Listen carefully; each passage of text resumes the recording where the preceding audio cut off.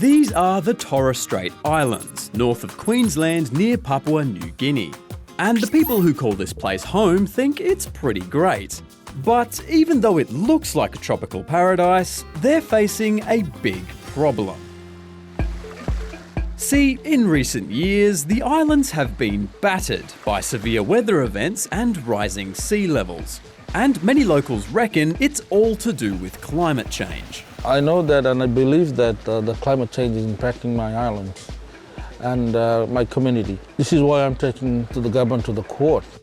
Yep, you heard that right. Uncle Pabai and Uncle Paul Pabai are from the islands of 𝗦𝗬𝗬 and 𝗬𝗧𝗢𝗦.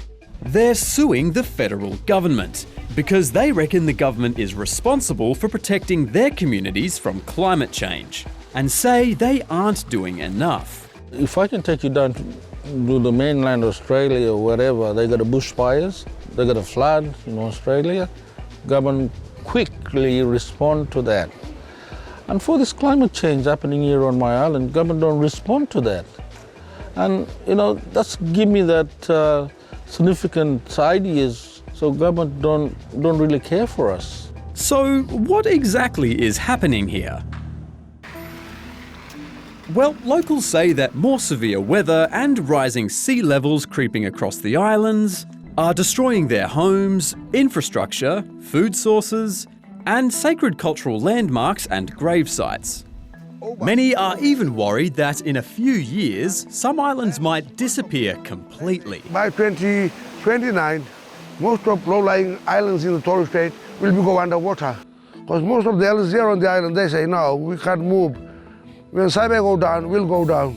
Things like this, that's why we say, Prime Minister, you come and see with your own eyes what's happening. This is a sewage plant, and see, water's right there. Uncle Paul and Uncle Pabai actually began this case back in October 2021. And now, nearly 2 years later, federal court representatives have made their way up to the islands. They visited different spots around the islands, where Uncle Pabai gave the court evidence of king tides flowing over the seawall, and to show the court the coastal erosion caused by rising sea and wild weather. We don't want to be a climate change refugees.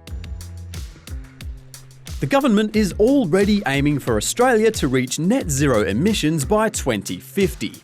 But some climate experts think Australia's still not doing enough. We see the sea level in the Torres Strait and surrounds rising much faster than the global average. We've already seen seas rise about 6 centimetres over the last decade.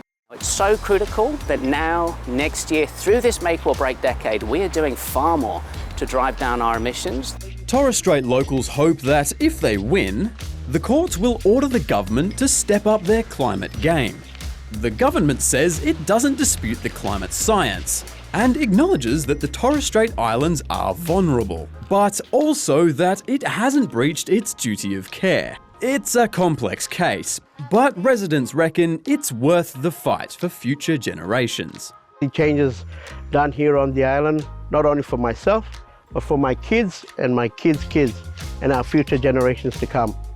I believe that if the government will see how we live up here, maybe they can do something about it and save what little we have left of our precious island.